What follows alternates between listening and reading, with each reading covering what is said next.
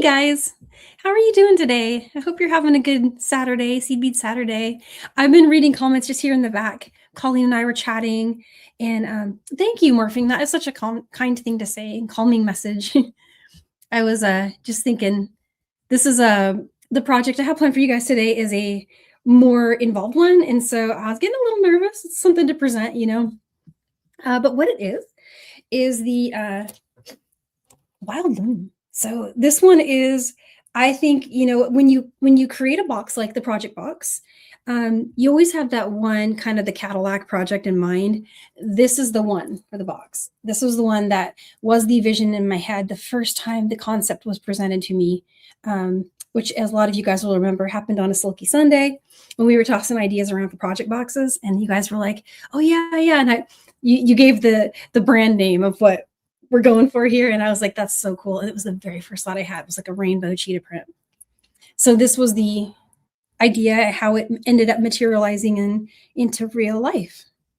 And so I tried to make it more interesting by putting, you know, and more, just more wild by putting fringe on it. Because anytime you add fringe to something, but I wanted the fringe to be simple.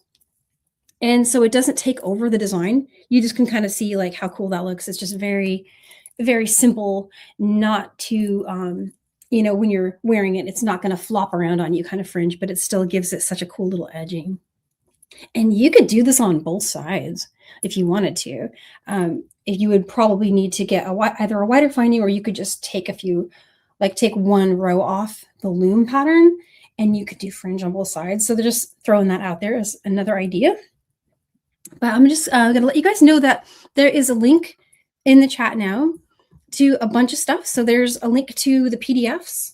So there's two PDFs for this. There's the loom pattern itself, which is the loom pattern by itself. And then there is a additional PDF I'm going to show you really quick. That is the kind of more like the class notes. I'm starting to call them class notes because it has your full materials list, some instructions regarding loom. And then here on the second page, there's the instructions for attaching the finding and creating the fringe.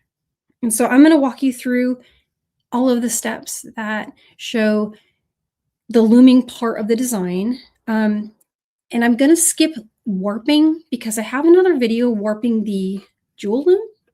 But a lot of you guys have different looms that you like to use. So whatever your loom, I'm going to just kind of generalize those instructions to work for multiple looms. But the trick for getting it turned into the final result here is what's documented there. And a little tips and tricks about looming. So let me remove this really quick, and we'll bring up my other camera. And let me make sure I'm just not forgetting anything here. I'm going to scroll and see. Oh yeah, so you will be able to find everything I'm using today that's for this design, as well as a bunch of other awesome things from beadshop.com. So the project boxes are available through them.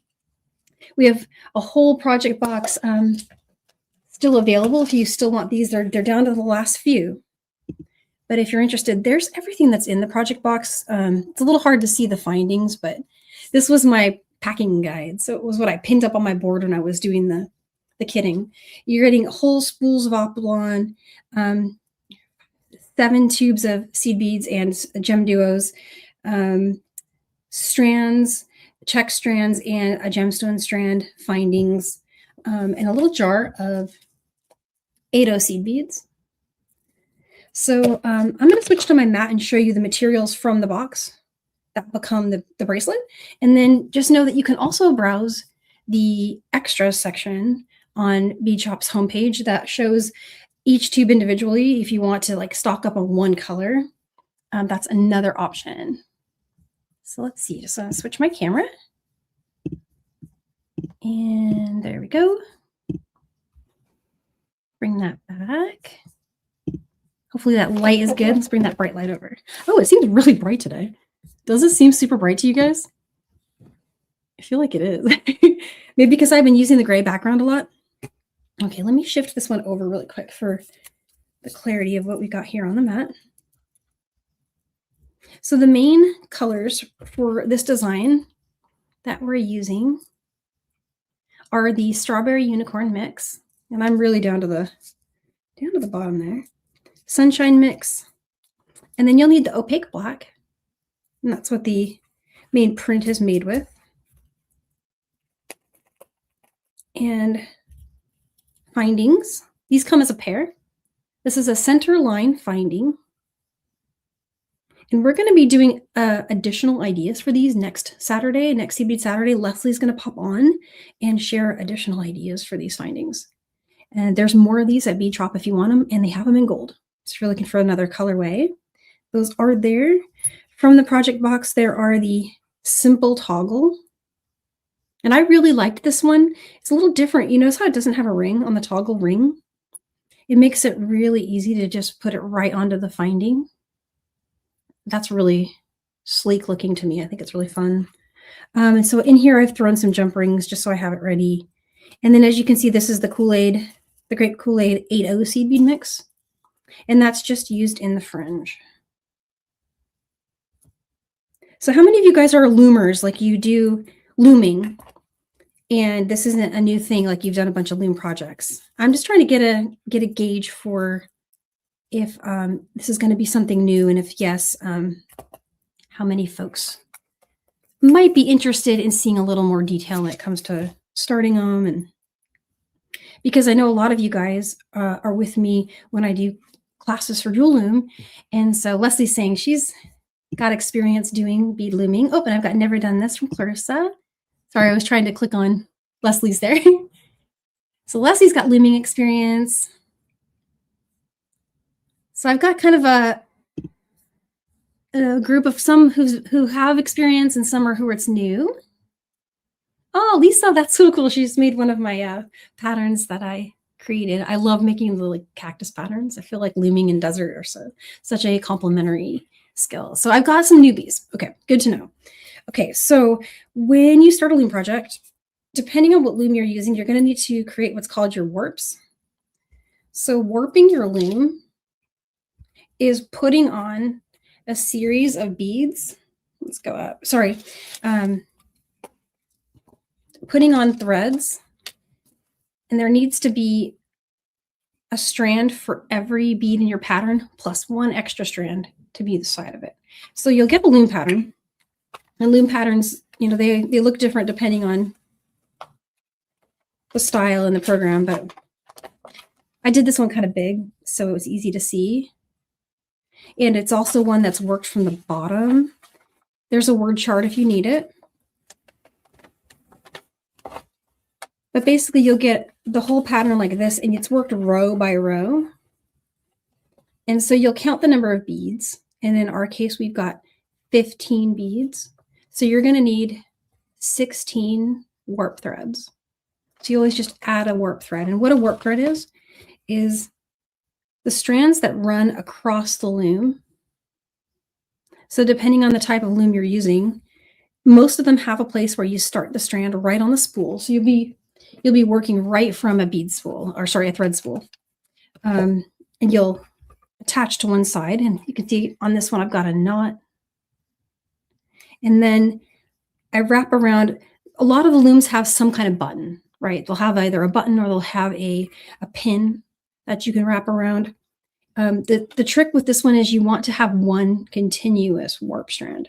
So some looms will tell you, I'll cut 16 strands, tie a knot, and put that knot over the button. In this case, what you want to do is keep one continuous strand going by starting it with a knot, wrapping around, and then you'll come over the front of the loom, down, around the back, around the button, back over the front, back around the button, and you carry on doing that for the total number of threads you need. And then this is called your warp threads. So with the Jewel Loom, which is what I'm using here, there's a bar that's positioned. And once you get your warping done, you take the bar out and it creates this tension for you. It makes a really tight tension. Other looms have different ways of tightening tension. So just read your manual and see what it says about that. But the only thing I would just make sure is that the style of warping you're doing is continuous strand. And you can still do this project even if you have separated ones. It just means you'll have to weave in all of these manually.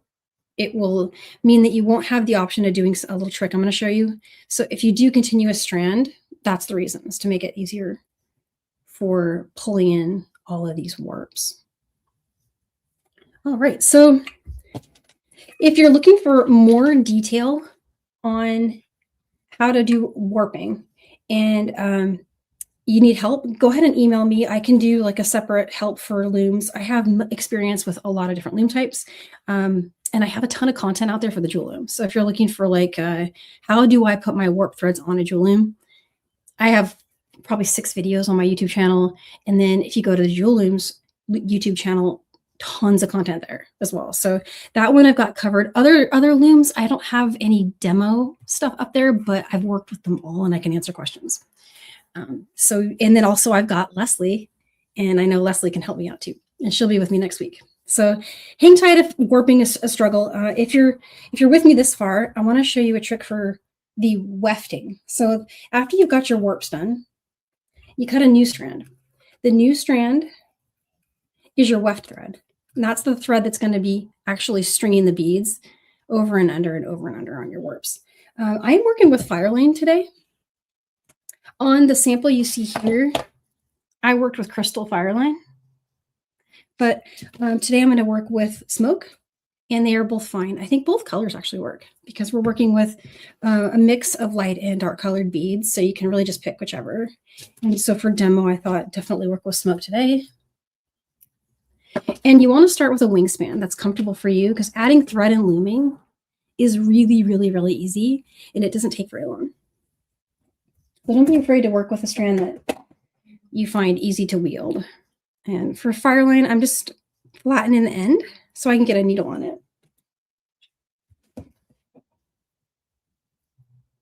And I'm just going to string my needle through. And it's a pretty long strand, so I'm just going to fold over some of it here. Oh, thanks, Call. Call has dropped a in the chat if you guys are looking for a great link to a beginner friendly looming project that does all of the warping. That one is in that link there. All right, so once you've got your needle thread ready to go, get your loom ready, get your beads ready. Most patterns have a legend, and the legends will tell you A, B, C, D, and E. And so in this case, the sunshine mix is your colors A and B. Select out yellow for A and orange for B. And then the strawberry unicorn mix, select out pink for color C, and then select out the salmon for color E. And color D is going to be our black tube. Carolyn, I agree. Yes. I'm lucky to have Colleen today.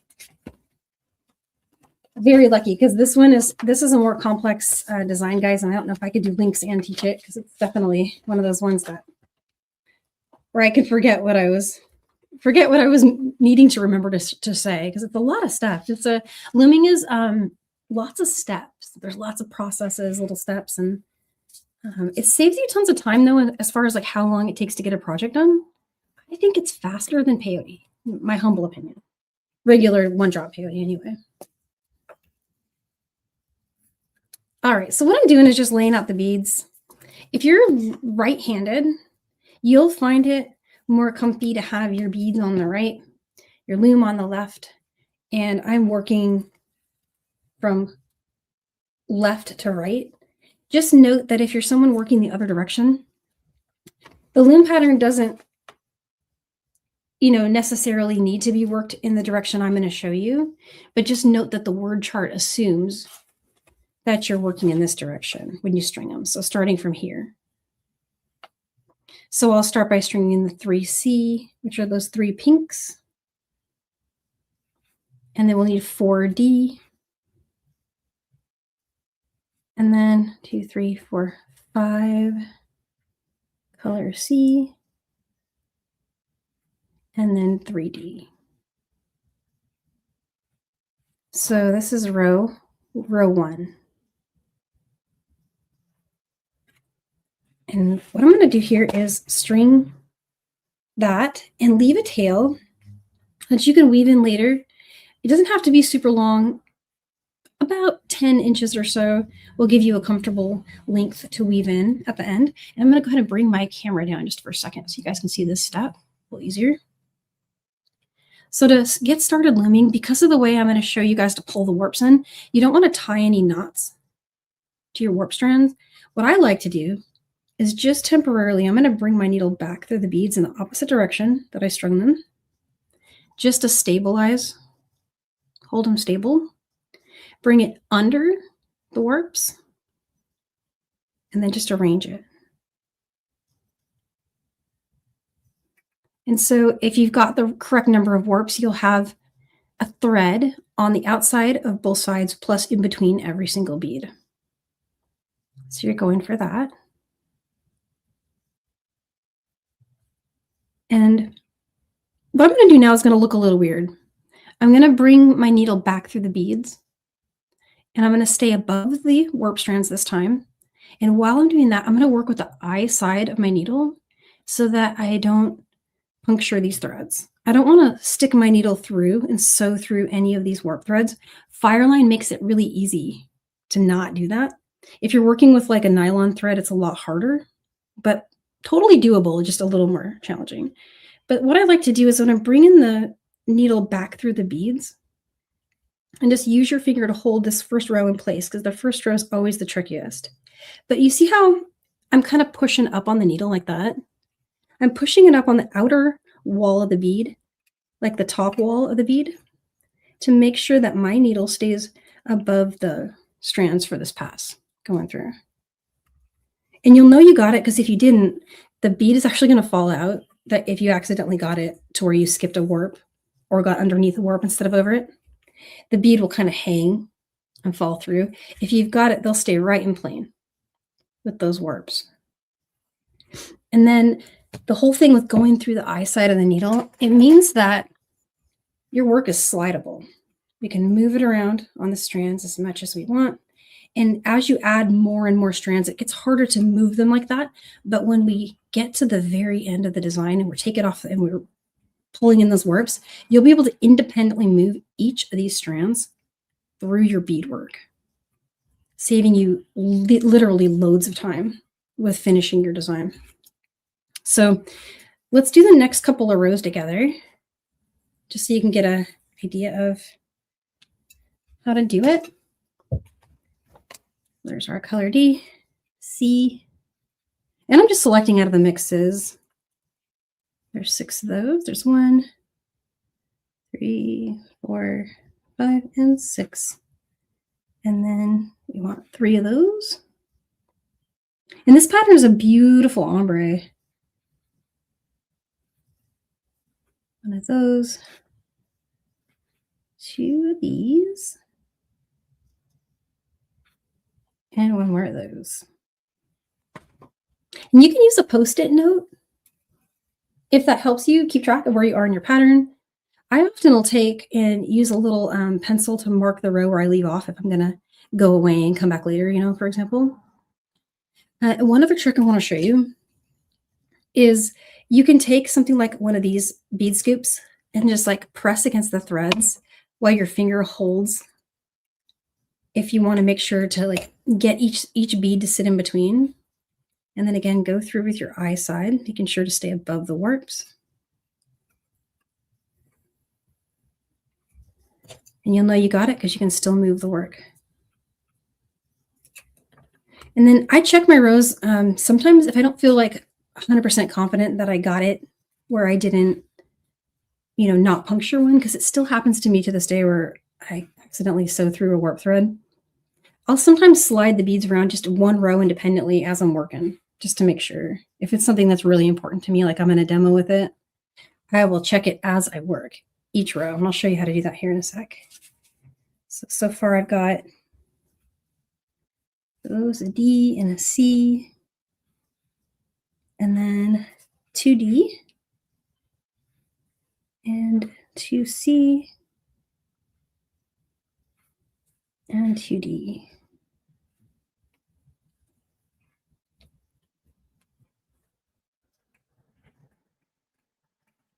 There's those.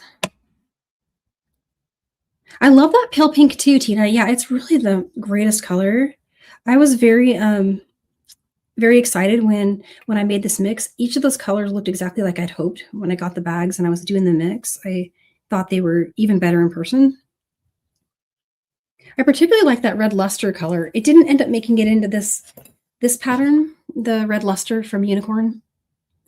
But it's a gorgeous color. It's a little dark next to the black, and so the pattern wasn't popping. So I stuck with the lighter colors to make the pattern really stand out. And that's why I didn't use the green or the purple either. So another way you can check your rows, when it starts to become, after about row 3, you won't be able to just move the whole thing anymore. But if you want to check an individual row, you can just kind of see if it moves. Just make sure you can move it along. And just tighten it up. So that's really all there is to the looming. I'm going to just scroll really quick and make sure I didn't miss any questions about this part. There are so many steps in a loom design that I feel like to cover it all in a one-ish hour session it's a lot. So definitely if you're looking for some extra support with the actual warping part, that's really the only thing I didn't cover in detail. But the looming is super, soothing, repetitive. I think it's easier to follow a pattern with loom because you can just look at your graphic. Let's do one more row.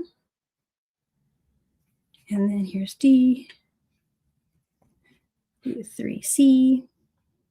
And you can always sort your mix if you want to.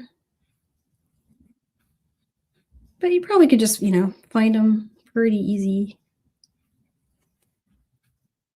So got those 3, 2, 1, 3, and 3. I'm down to the last of this mix. I've used so much of it. Okay, here's our next row. Get that one on there.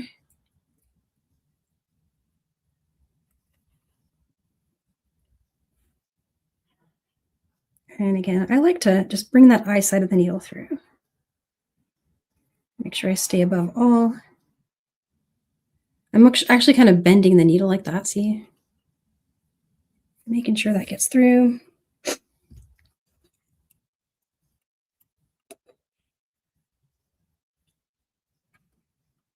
And there it is. Let's see that they all move. All right.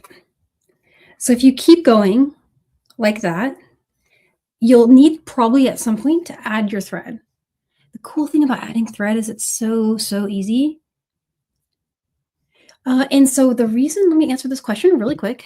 So the reason I'm using the eye side of my needle, I'm about to show you a trick that only works if when you did your looming, none of the warps were punctured. So like when you're sewing thread next to other thread, it's very easy with the pointy side to stitch through thread as you're working. So especially in this close pass through these 11 seed beads, when you're going back through it, chances are you're going to puncture one of these as you're sewing. But if you run that eye side through, it's a lot less likely that'll happen. Now, it has happened to me before with nylon, even working with the eye side. So I caution beginners who don't feel it yet. Like there's a thing you can feel when you've punctured a warp thread, and you'll get there. A couple of designs into it, you'll be like, yeah, I can tell that happened. And you'll take that row out and put that row back together.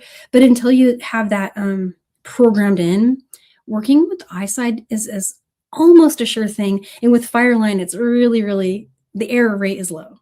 That said, I have had it happen. So there's a trick to that too. If it does happen to you, basically you skip that one when you're doing your warp pulls and just pull in all the others. You'll still have to manually weave in that one that got punctured, but at least it saves you, the others. And when you have 16 warps, that's both sides. You'd have to do 16, right? We're going to see that here coming right up. And I had someone contact me actually through Jules. I've been helping out someone who had that exact thing happen. And, it happens, but it is possible to save yourself some time, and it works most of the time if you use that eye side. All right. And so real quick on adding thread. So adding thread is easy. You leave the old one in place.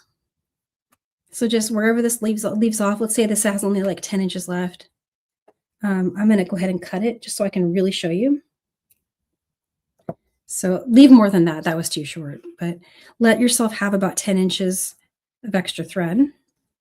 Start a brand new strand, and then just start a brand new row the same way that we did the last one. Here I'm just going to randomly string some beads so you can see what I'm doing.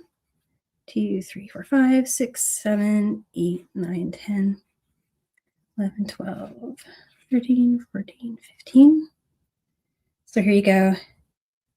Brand new strand, new row. Bring the needle back through to stabilize it. Bring it under so you can arrange your beads. And then again, we're using that eye side. And head back through.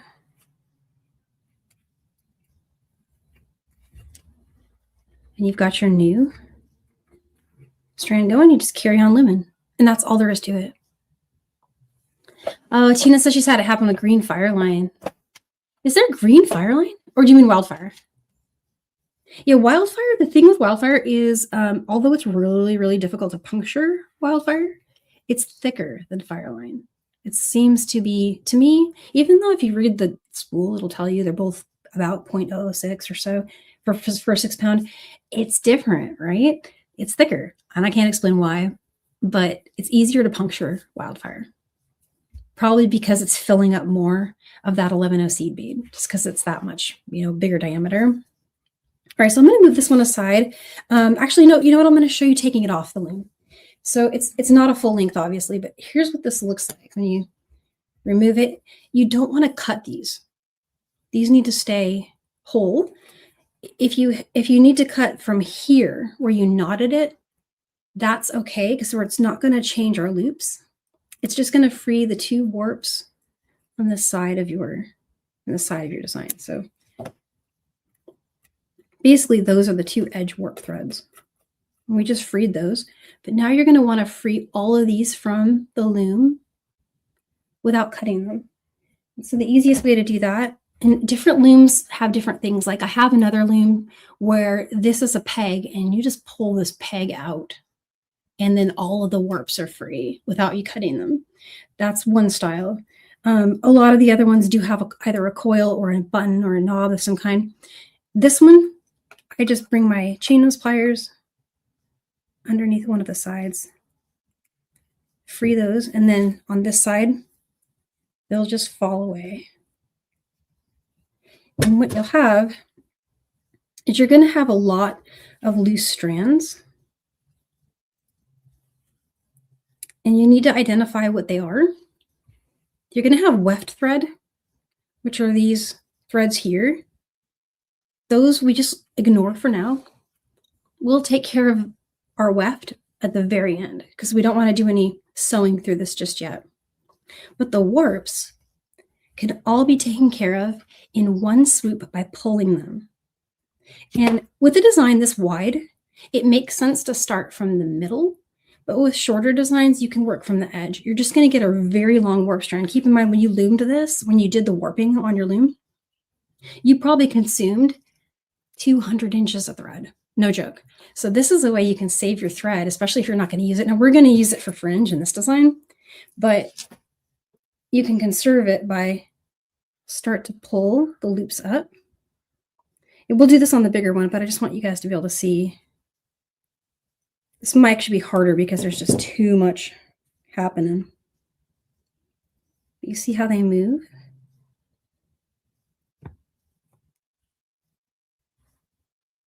Just make sure they are not overlapping. So you want to separate all those loops from each other. But you see that little loop there? That's going to come up right underneath. And then you want to pull from the bottom since we just pulled from the top. So you want to bring the next one down. If it's pulling any of its friends with it, free those friends. Same here.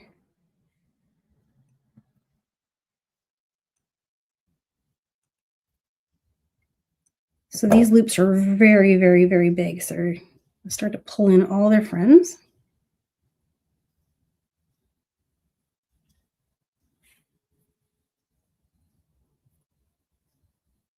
And you're going to end up with an incredibly long warp strand. See how this is just going to consume all that length?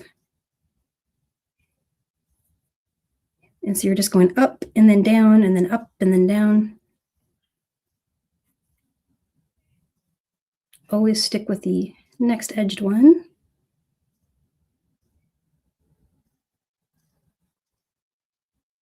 Great way to make earrings without wasting thread. And that one pulled the tail in, sorry. But so you see what's happening here? All the little loops are just getting pulled in. And I'll be able to reclaim all of this Fireline and use it again.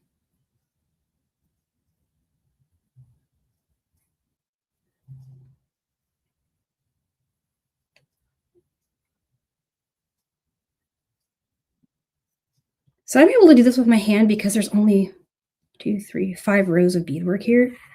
I'll show you on the big design. We're going to pull that one over here in a second. That you end up having to use chainless pliers to keep a grip on the loops because it's a lot tighter. If it's running next to, you know, a 7-inch bracelet, it's got a lot of friction to go against. So you need something to help you hold on to it. But look, half of that's done. And it happens in minutes. So starting to pull from the end versus the middle does not matter as long as you're going bottom to top, to bottom to top, bottom to top. The only reason I started in the middle is check out how long this is. That gets really unwieldy.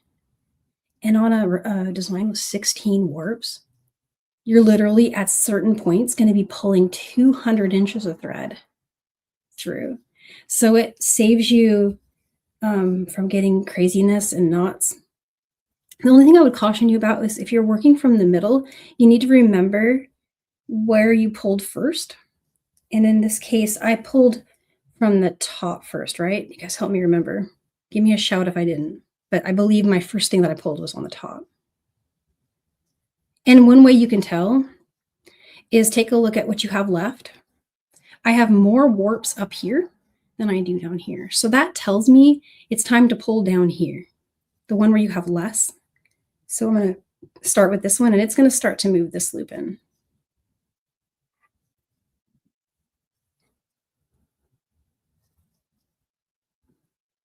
And then let's move this one. So just up and then down. And then it's less likely to be a problem on the other design because the loops aren't so huge. But on this one, the loops are pulling all of the other ones in. So you got to kind of isolate it and then keep going.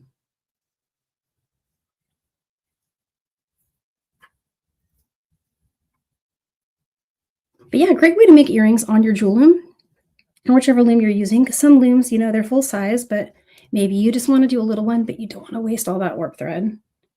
This is how you can do it where you won't waste any warp because you can just take this thread and use it again. I'll have essentially probably 100 inches of beading thread on each side when this is done. Maybe like 75 or something. I can't remember how much exactly. And it will vary by the length of your loom.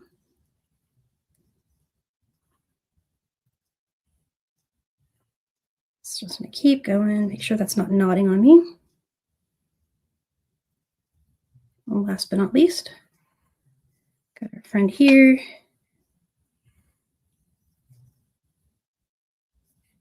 There you go. No more weaving in ever again.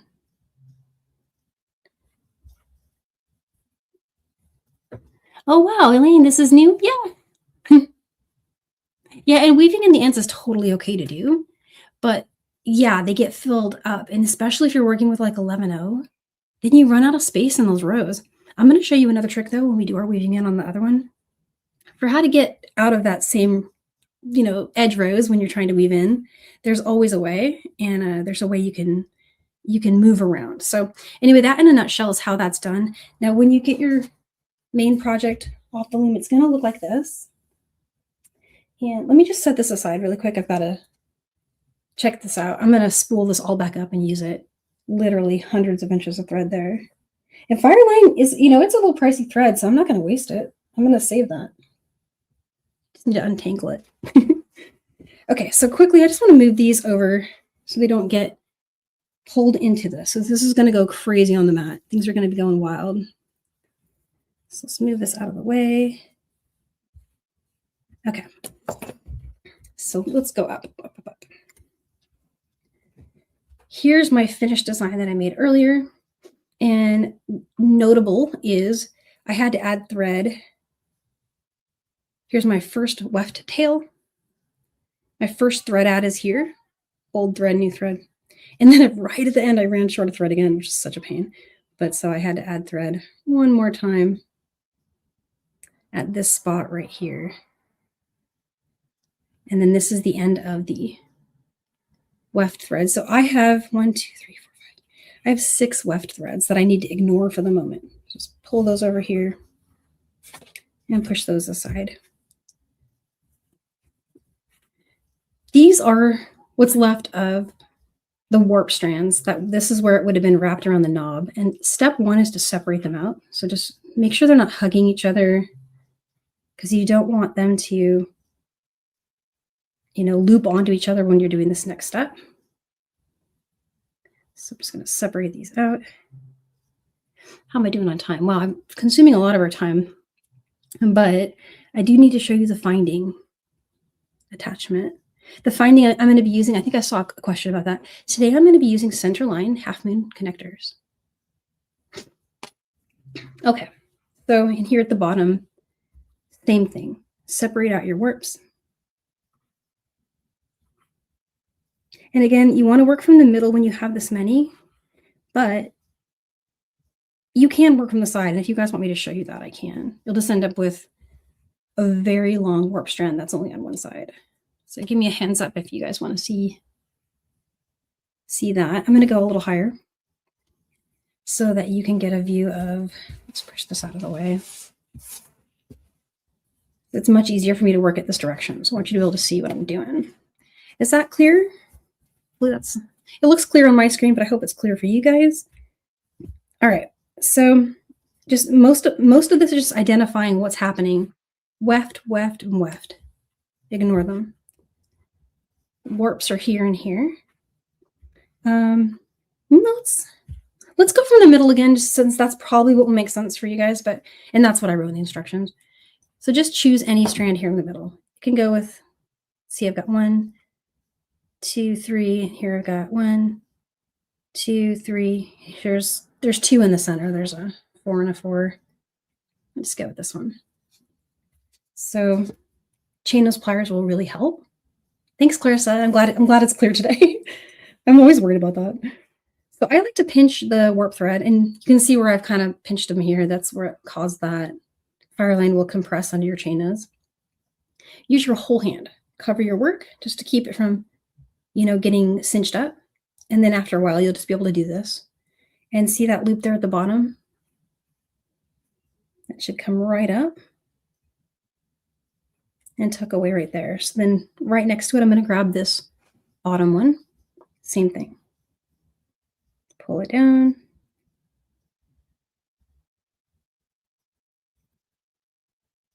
There we go. Next one.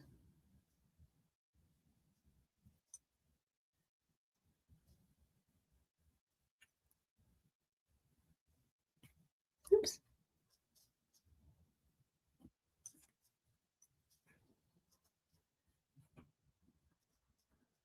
And the loops are starting to get bigger. So just make sure this one's not going to pull those. I can see it's already hugging this guy here. There we go. So just push those aside. We're pulling this one in here.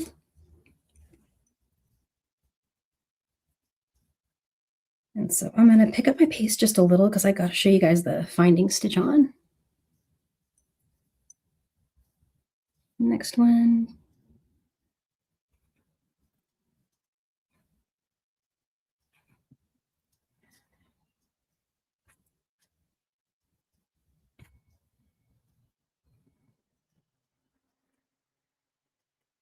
And you might feel resistance, but what a resistance feels like is different than what a snag feels like. If you do encounter a snag, my recommendation is to stop, leave that strand, and carry on with the one after it. So let's say I was pulling on this one and it wasn't going, it got stuck. Let's just pretend it got stuck. Then in that case, I would just leave it in place and I would come over here and start pulling this one down. And I would have to trim that later and weave it in. But luckily, all of these are moving for me.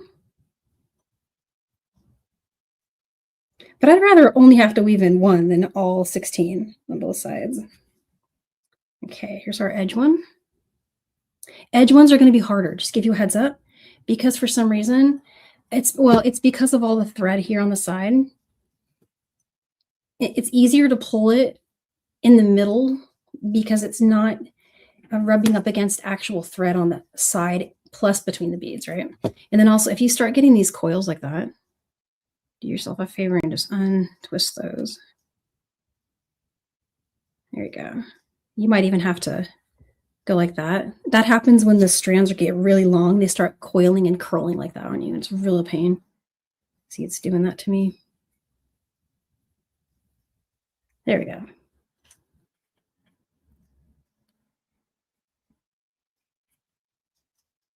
All right, one side done. Starting from the bottom, again, how to tell.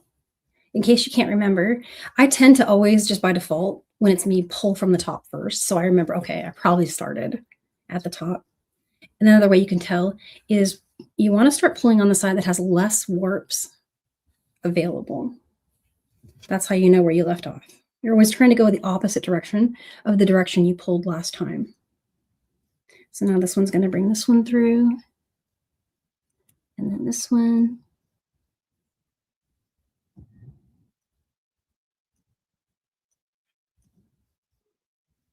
Okay.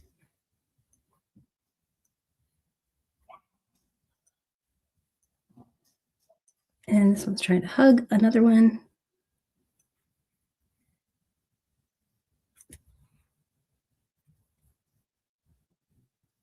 Almost got it. See, it's not scary. It's intimidating when you see all those strands. You're like, oh my goodness, what am I going to do with all that? And it feels kind of daunting. And I think it kind of acts as a deterrent for looming, because looming is awesome. Looming is quick and the patterns are easy to create. Like you just get graph paper and go. And I've always loved looming for that reason, but I've always been intimidated by this step here and the hours and hours that it takes on a wide piece to actually get all those guys woven in. So this is worth investing the time in to getting good at, because it will just up your looming game so high that you can create pieces literally in a day. And like practice on a short one, like I was showing you in the beginning, like see how, just to get the feel for it, you know, and then you'll get it. So on this count, because we had an odd count of beads per row, 15, you're going to end up with your warps on the same end. We only need one of them to do the fringe, but what I did was I left them both in place for now. And later on, just in case I run short when I'm doing my fringe, it'll save me having to add thread. I can just weave it up to where I left off and start going. And I'm going to show you how to travel through the beadwork where you don't have to go through the rows. And it's a real handy thing to know. So let me get a needle really quick. And let's start by showing just one really quick weave in of a strand we don't need. We don't need this weft thread because we have all of this warp to work with. So on this side, we are good. We don't need this. So I'm going to put a needle on it and I'm going to weave it in and get rid of it.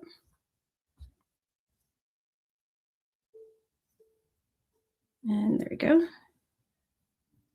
Okay, so take a quick look. So this is a weft, so it's going to be exiting from a bead.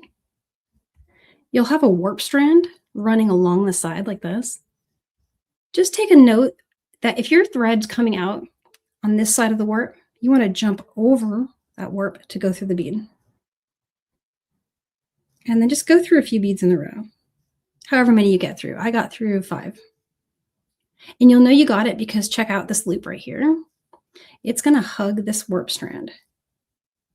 You don't want to leave that warp strand hanging because it is what is securing this bead to the side.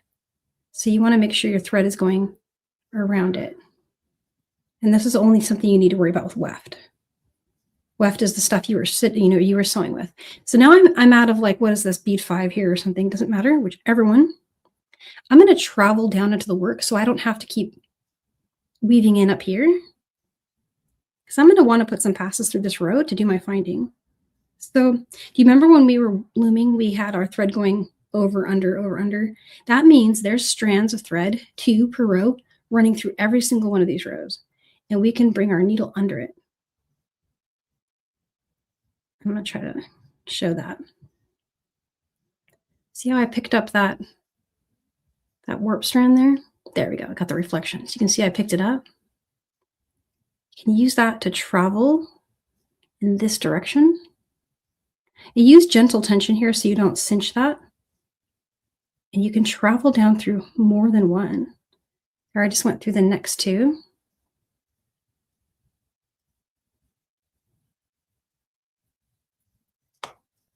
And here's another one.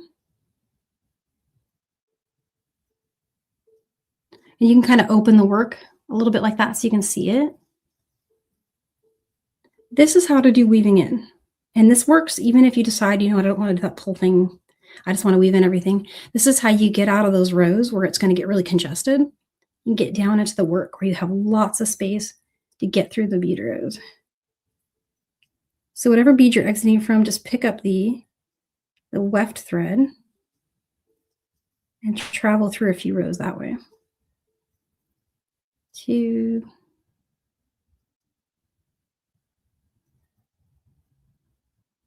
It's easier just to kind of feel for them. There you go. Got that one. I got that one. See them? And when you're ready to trim, just go through a few beads after the last one where you traveled. I'm going to go through like right there. And now I'm going to burn that. You can thread burn or you can flush cut, whichever you feel like doing. And that strand is gone. That's all you got to do to weave in a looming. And if it is a weft thread, you just want to make sure you jump over the warp when you enter back into the beads. So I'm not going to do this all here because it will take a long time, but you would essentially want to, prior to this next step, weave in all of these and any of the other wefts you might have, but keep the weft at the very bottom, which is this one here. We're going to use that one to do the finding on this side. So here's where we might need to take a quick look at our PDF again.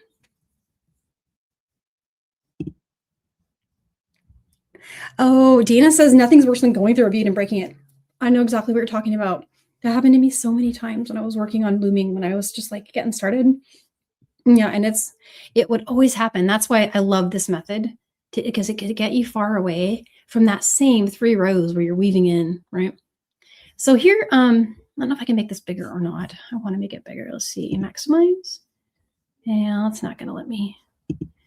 Well, so essentially what you see here is the thread path for going through the finding, and it's a bit of a no-brainer. So the illustration is just to help, but it's actually super easy. So let me get a needle on, and we can start from a warp side. But if you're starting from a weft side, you just want to go through the row of beads and then exit from the bead on the other side. And I'll show you that in a second. But on the warp side, which is what's illustrated there, get a needle on one of the sides. I started on the left. You don't have to. It just ends up being where I started. Am I finding ready? Let's come down a little further. Make sure that's visible. Okay. All right. So the thread I have is this one here. And I'm going to go up through the first hole on the finding. Bring that down. And then here in the beadwork, go through the second bead in this direction. Pull that tight. Let me flip this around, make sure that there we go. So you'll have that. And now we're just going to repeat that. Go through the next hole. And I am coming up from the back, the reverse side, not required, but it will make the bead thread path look uniform on the front and the back, because on one side, the thread's going to be kind of going this direction, and on the other side, it's going to have a little slant, and it looks slick if you match that. And the way to do that is if you're coming from behind the finding each time, then you'll get that same like little appearance. So now I've gone through the second hole in the finding. I'm going to go through the third bead here. Okay. And so now I have that. Hopefully that's easy to see. Then up through the back of the finding again.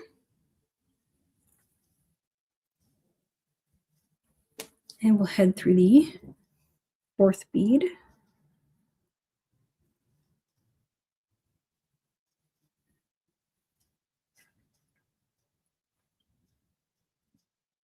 And then up through the next open hole in the finding and through the next bead.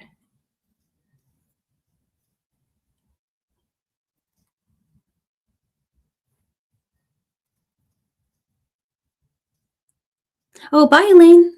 Sorry, guys, I've gone over. Well, I'm not over yet, but I'm probably going to go over if I show the fringe. So apologies, but this one is it's a lot of data.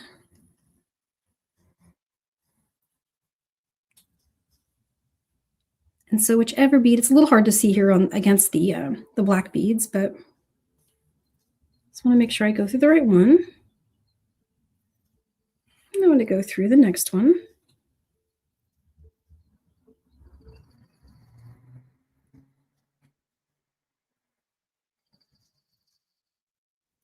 So if you love this finding and you do your own loom patterns, I'm going to give you a quick tip.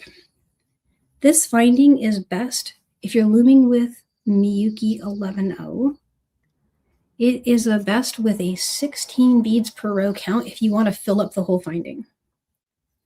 Now what I did here is I only did 15 beads per row because I wanted it to still look centered when I added the fringe. So I took one row off and I left a hole in the finding unworked. And that was a design choice.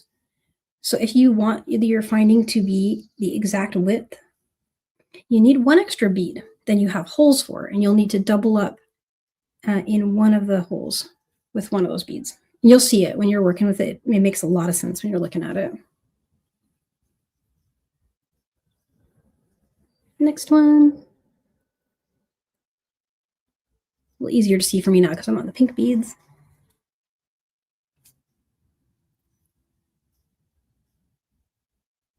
And the other good news is at this step, if you accidentally puncture one of the threads, it's okay. I mean, try not to, but if it's not like it's going to be mission critical for you to have that be something at this step that matters as much.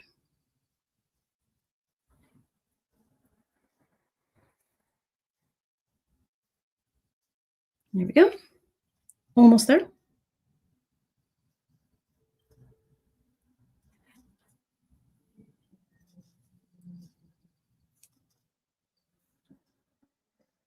Okay.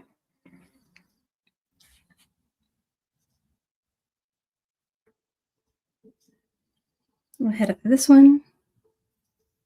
And then go ahead and head out through that last bead. And there you go.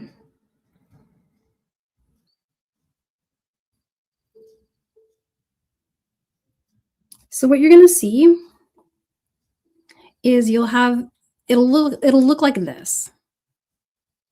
And you're going to have one side where what I like to do, and this is illustrated in the handout, is I like to join this edge bead one more time. So this extra strand here of warp, I'm keeping it in case I need it, but you could have just woven it in if you wanted to and just weave in a new strand if you need it for your fringe. You could always leave your weft in place for fringe too. The only downer is the weft's going to be on the wrong side, probably. But you can always just bring it over. So lots of ways you can use up that thread. So if you want to wait and weave in at the end after you've done your fringe, you might have something in place where you need it. But with this last bead that I just went through, I'm going to go back through the second hole, the second to last hole of the finding, just one more time. And then I'm going to head back through that bead. And that's just to strengthen that edge and have it be completely tight against the edge of the finding. All right, so now for the fun stuff. Now let's get our 8 seed beads out and let's make some fringes. And I actually did pull this in an hour. I don't know how that's possible. Probably can't get all the fringe done, but I can show you the most of the steps. Okay. So whatever color you're exiting, and it might be different depending what side you're on. Oh, did I miss a question? Let's see. Oh, thanks, Call. Is the Crazy Pattern Bracelet also a Loom project? Oh, so no, this is the only Loom project in the box. I have, and I'll show you this right at the end. I'll show you all the other patterns. Pattern Party is going to be some brick and peyote. I wanted to give you some variety, especially since not everybody digs looming, and so I wanted you to have some options. So no, all the others are peyote. In fact, this one right here is 2-drop, and I'm making a sister one to it that uses the purple. But let me show you this first, and then we'll have a little like show and tell at the end here. So whatever color you're exiting, my convention for the fringe was match that color. And for the first strand, pick up 1 11-0, 1 8-0, and go back and grab another 11-0 in that same color. And then just string that down. Skip the last 11-0, go back through the 2 you just strung, and then go back through the bead. And you can go through it on the other side of the warp if you want. That's a knit. That's something that I actually do. And what I mean is, you remember when we were jumping over the warp strand on the side when we were weaving in the weft thread? If you do that now, your fringe will cover up the warp strand on the side. So I'll show you this a few more times just so that kind of clicks. But so there's your first strand of fringe. And what'll happen is however many beads you got through, it doesn't actually matter. You can just go through the next row. So here did I go through the right one? Oh, forgive me. I went through the wrong row. I apologize, guys. You want to go back to the same one you're exiting. And so for me, that's the top row. But I flipped it over so I can go on the back side of that warp thread.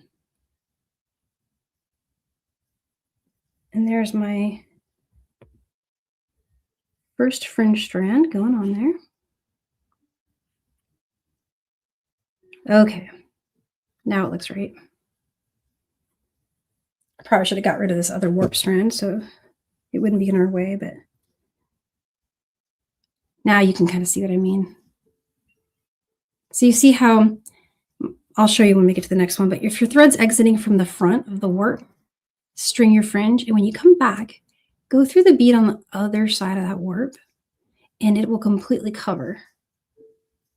And also it will make it so it doesn't poke up or down below the side when the fringe is hanging there. So like, I'm going to go to the next one now. And I ended up going through 3 beads. It doesn't matter how many beads you go through. You just want to travel to the next. And I am picking up weft on the way. That you don't have to do, but I do that because that way I know for sure it's not going to show. My turns aren't going to show in the work. And now here you see how when I come out of the bead, I'm passing on now this side of the warp thread and behind it. Let's string our next fringe strand. And it's also going to be black because I'm exiting from black, but this time I'm going to have 3. So every other one. Oh, is it blurry?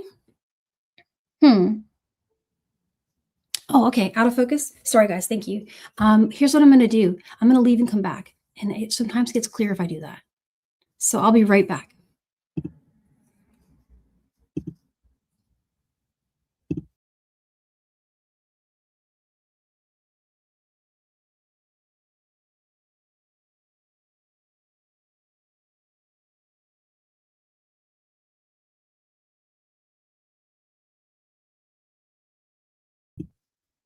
All right, I'm back. Is it better? Give me a shout if it's still blurry, and I'll completely close the browser this time.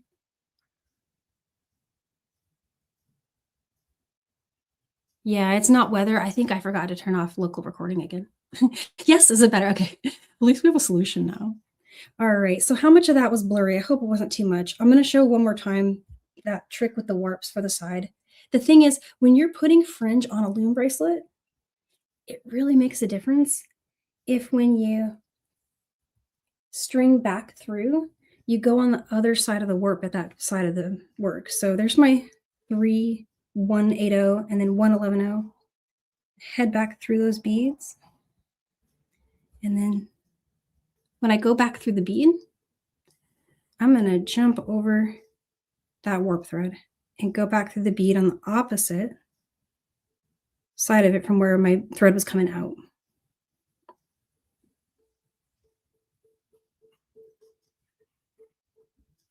And there it is. See how nice it ends up looking? Let's do one more. Go under and under the next one. Okay, and so I'm going under the weft thread there, guys. That's how I travel from one row to the next. You can just do a turn, but I'm convinced it's visible, so that's why I don't. And then here I'm going to go through that bead, staying above the warp this time.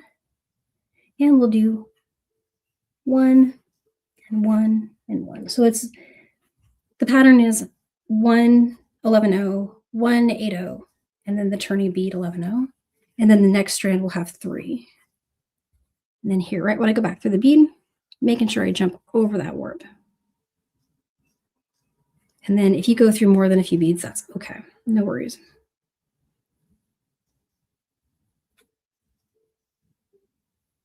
And there it is. This part is actually really fun. I enjoy this part because it starts to get really, really easy to do and looks really cool. So this is the first time I've had a different color. So now I'm exiting out of the pink. Pink's easier to see. And this is one where I want to do 3 because I just did one with only 1. So here's 3 pink, 180.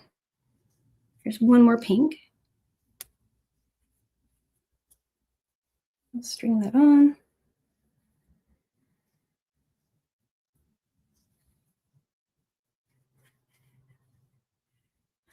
Oops. Let's skip the last pink bead, go through these 3 here. Take a look at where I'm at. I want to jump over that warp. Go back through the bead.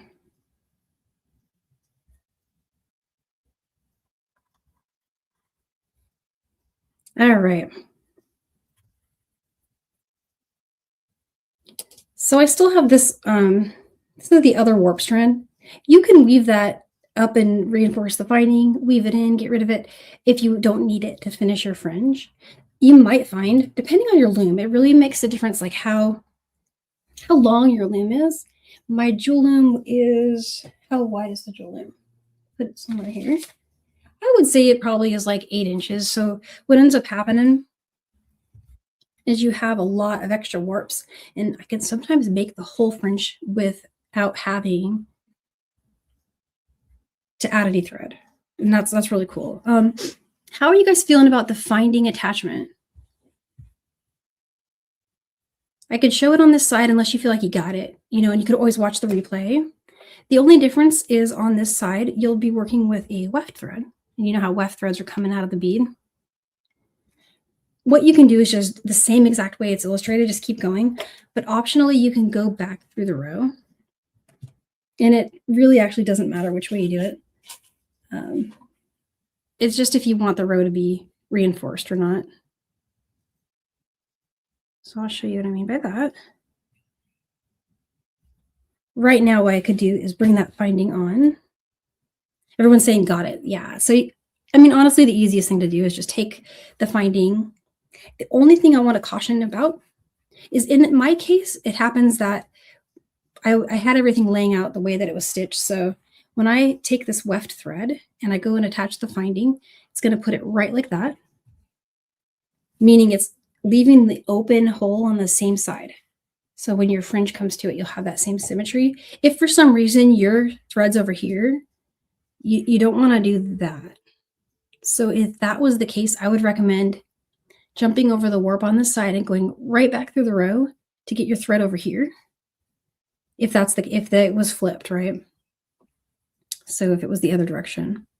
But in this case, for me, it's going to work out just perfectly. Just going to go right from here and redo everything I showed you to attach. And I'm going to make sure I come up from behind it, go through the bead, up from behind, go through the next bead. So from here, you would go up through the finding and through the second bead. And that's all you got to do. Oh, and then attaching your hardware. Just get any 6mm jump rings that you've got. And really, really, really easy. Super, super easy. Let me find my pliers.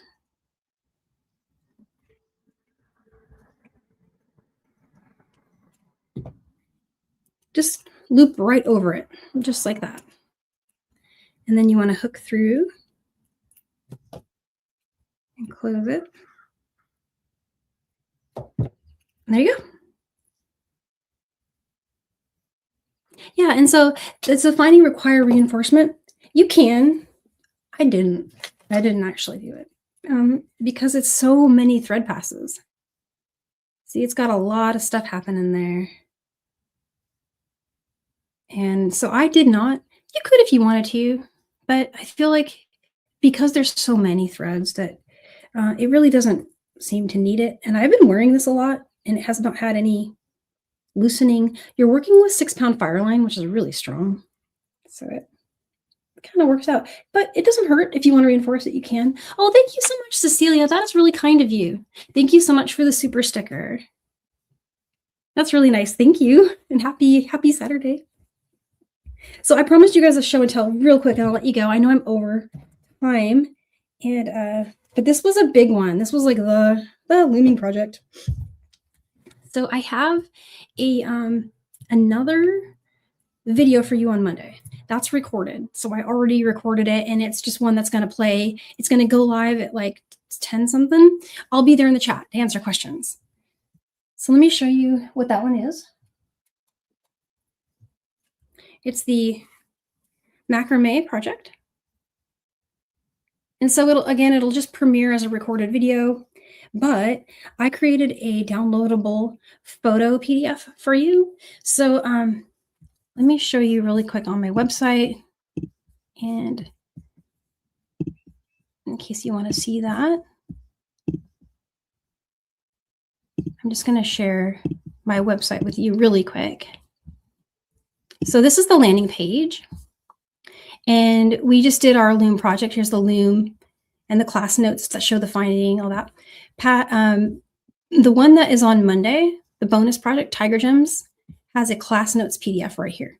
You can download that.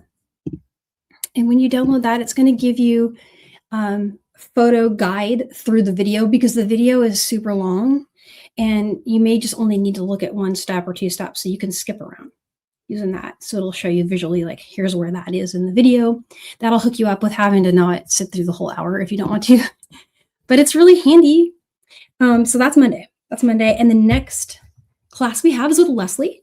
We're going to be doing, like I was telling you before, a more inspiration for these findings, so that if you're somebody who isn't into looming and you're looking for more ideas for how to use your finding from the project box, Leslie's going to be with me next Saturday at this time, 2 o'clock Pacific, to go over extra ideas.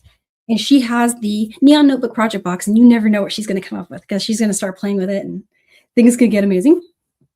And then Kate and I are going to pop on and do the pattern party. So pattern party has one pattern that is a 1 box. So if you bought the project box and didn't get any extras, you'll have enough to do this loom bracelet, our confetti earrings, and you'll have enough to do one of these. You'll actually have enough to do both if you have extra white beads.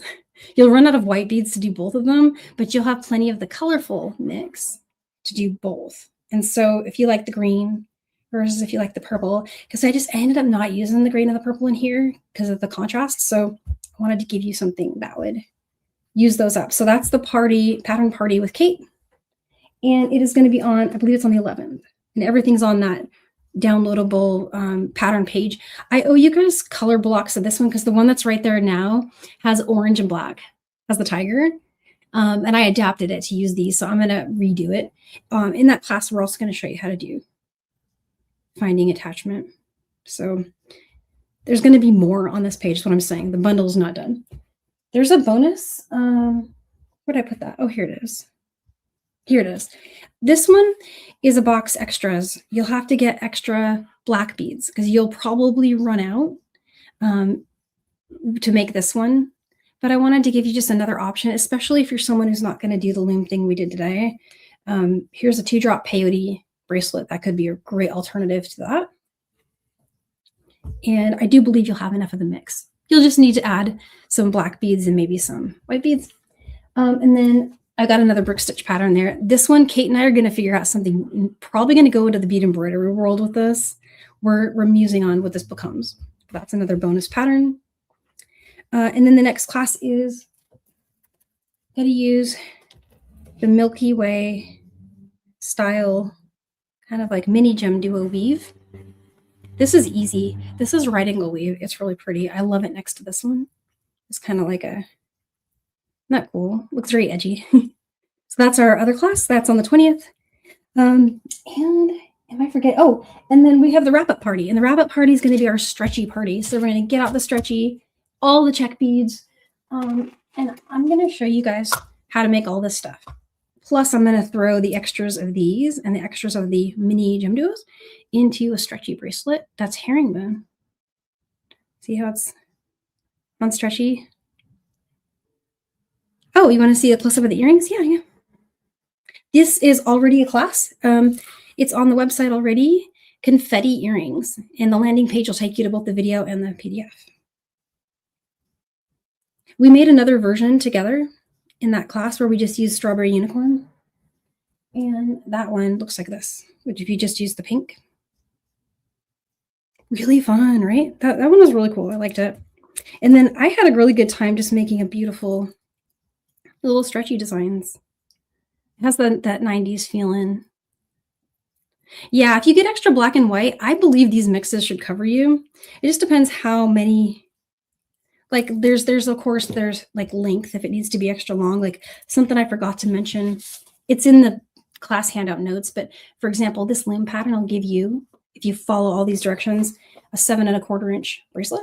But if you want to add length to it, you just go back to, I believe it's row 34 and start repeating. That's all in the handout. But I do think you'll get there. I think you'll have enough to make all, because I was working down to the, I've never refilled this, for example. And I've worked all of these patterns with it, including filling the cap fold to make those. And yeah, I'm going to bring myself back up so I can say bye to you guys. Let me see here. There we go. Whew. That was a whirlwind, wasn't it? Oh my gosh. That was a lot of stuff that I was throwing at you guys. So thank you for sticking with me. It's a lot of data. And I'm looking forward to Monday. I'll be in the chat with you for the macrame. And then I will see you live again with Leslie on Seed Bead Saturday. Oh, and if you guys want to tune in for Silky Sunday tomorrow, I'm off tomorrow for Silky Sunday, but Nile has a new pop-up shop. So if you want to check that out, and then we're going to be back to doing toots from his Nile notebook bundle the following week. Thank you so much, Ginny. I'm glad you love them. Oh, Ginny, while you're here, before when we did our Tucson thing, you won this, but I need your address. So send me an email. I was looking for it. I feel like I have it, but it must be you're under a different name in my system or something. But anyway, you won those square thingies. I can't remember what they are, but yeah.